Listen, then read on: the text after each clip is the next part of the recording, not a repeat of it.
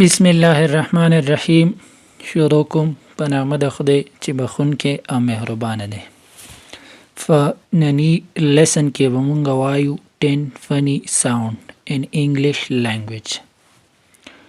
نو راځو په 1 نمبر چې کوم دی زموږ سره راځي اډرقې. اډرقې هغې ته وایي کله چې ته روټۍ وخوري او د هغې نه بعد اډرقې وکړي هغې ته څه وایي اډرقې. نو هغې ته په انګلیش کې وایي ورف یا ویلچ. اردو کې ورته وایي ډکار لینا. په 2 نمبر زموږ سره راځي خڼارې کول. کله چې سړی ویده شي ځینې کسان داسې چې په خوب کې خڼارې کوي نو هغې ته په انګلیش کې وایي سنور. په اردو کې ورته وایي خراټې لینا. په 3 نمبر زموږ سره راځي ارګمې ته په انګلیش کې وایي یان. په اردو کې ورته وایي جمای لینا یا اونګنا. په 4 نمبر زموږ سره راځي اټکی ته په انګلیش کې وایي هیکف. په اردو کې ورته وایي هچکی لینا.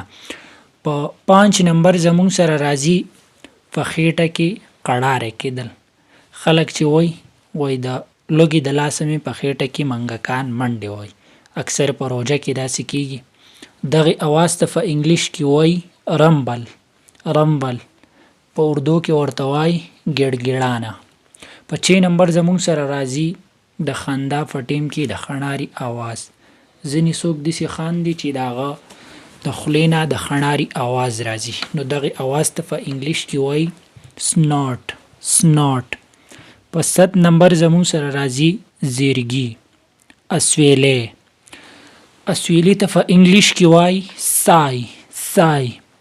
په اردو کې ورته وایي آه برنا.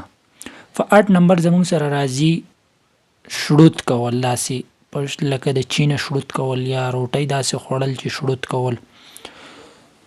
شړوت اواز چې کوم دی هغې ته په انګلیش کې وایي سلرپ. په اردو کې ورته وایي چوسکي لینا.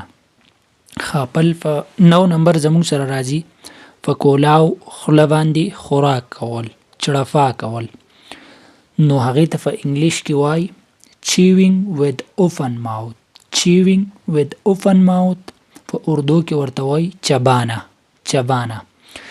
په 10 نمبر زموږ سره راځي د حیرانتیا آواز. د خوشحالۍ په وخت د خولې نه داسې د حیرانتیا آواز وځي یا د خفګان په وخت چې کوم د حیرانتیا آواز وځي د خولې نه نو هغې ته په انګلیش کې وایي ګیسټ. نو دا زمونږ نننی لیسن 10 funny sound تاسو سره ما شریک کړه په انګلیش، اردو او په پښتو لنګویج کې. امید دی چې دا به مو خوښ شوی وي. که ویډیو مو خوښه شوه نو ملګرو سره شیر کړئ او پیج ورسره لازمي فالو کړئ.